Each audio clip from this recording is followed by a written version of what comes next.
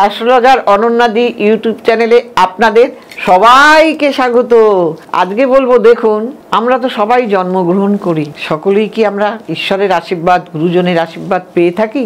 না, পাই না। কারণ আমরা যেমন কর্ম করে আসি তেমন আমরা ফল ভোগ করি। কাজেই যারা এই পূর্বপুরুষদের আশীর্বাদ পেয়ে থাকেন তাদের কিন্তু জীবনটা দ্রুত গতিতে ভাগ্যের চাকা ঘুরতে থাকে। তারা পূর্বপুরুষের আশীর্বাদে সুখের মুখ দেখেন। কারা কারা পান পূর্বপুরুষের আশীর্বাদ?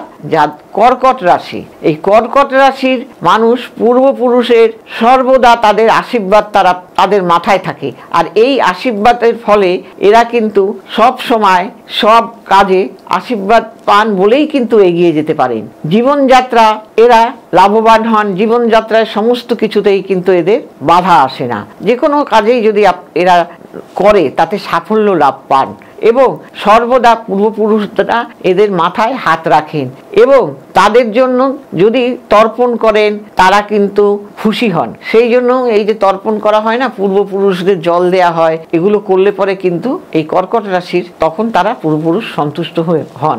এইবার বলবো কন্যা রাশি। কন্যা রাশির জাতক জাতিকারাও কিন্তু পূর্বপুরুষরা আশীর্বাদ পান। পূর্বপুরুষরা এদের জন্য সন্তুষ্ট থাকেন এবং যে কাজে হাত দেন সেই কাজেই কিন্তু এরা ফল পান। কারণ পূর্বপুরুষদের আশীর্বাদ আছে, সমস্ত বাধা বিঘ্ন কেটে যায়, জীবনে সুখের মুখ দেখতে পায় এরা। মানসিক দিক এবং আত্মমর্যাদা এদের বেড়ে যায়, সমাজে মান সম্মান বেড়ে যায়। এর ফলে দ্রুত গতিতে এরা এগিয়ে যেতে পারে। এবং মকর রাশি, এই জাতক জাতিকারাও কিন্তু পূর্বপুরুষের আশীর্বাদ পান আর এই আশীর্বাদের ফলে কিন্তু এরা এগিয়ে যেতে পারে। এদের জমি জমা সম্পত্তি থেকে শুরু করে মর্যাদা কোনো কিছুতেই অভাব হয় না, সমস্ত দিক থেকে এরা উন্নত হয়ে যায়। এরা পারিবারিক জীবনেও কিন্তু মধুময় জীবন থাকে এবং ধর্মের প্রতি এদের আগ্রহ থাকে এবং এরা কিন্তু মকর রাশির মানুষেরা কিন্তু ঈশ্বরে বিশ্বাসী, কিন্তু এদের বাইরে থেকে বোঝা যায় না।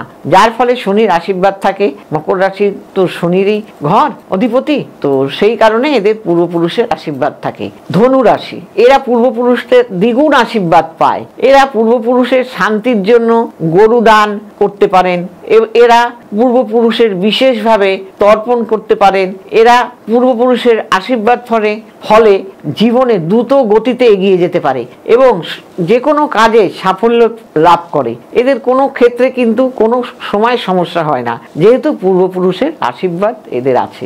এইবার বলবো বৃষ রাশি। বৃষ রাশিদেরও কিন্তু পূর্বপুরুষের আশীর্বাদ থাকে আর এই পূর্বপুরুষের আশীর্বাদের ফলে কিন্তু প্রিয় হয়ে যান সকলের কাছে এবং খুশিতে এরা থাকেন। সব সময় এদের ঈশ্বরের প্রতি ভক্তি থাকে। এরা ঈশ্বরের প্রতি ভীষণ আধ্যাত্মিক, কি বলবো, ঈশ্বরের প্রতি এদের মন থাকার ফলে এরা একটু আধ্যাত্মবাদী হয়ে থাকেন। এরা গুরুজনদের শ্রদ্ধা ভক্তি করেন। এই কারণে জীবনে কিন্তু এদের সফলতা অর্জন হয়, কোনো কাজে এরা আটকে থাকে না। সমস্ত কাজ যত বড়ই বিপদ হোক কাটিয়ে এরা জীবনে সিঁড়ি বেয়ে ওপরে উঠে যেতে পারে। এইবার বলবো, আপনাদের যদি আমার এই প্রোগ্রাম ভালো লেগে থাকে তাহলে আপনারা যারা দেখাতে চাইছেন তারা নিচে যাওয়া স্কলে নাম্বার দেখে যোগাযোগ করবেন এবং সিটিভিএনে আপনারা শনিবার বুধবার দেখতে পাবেন এবং রবিবারও দেখতে পাবেন।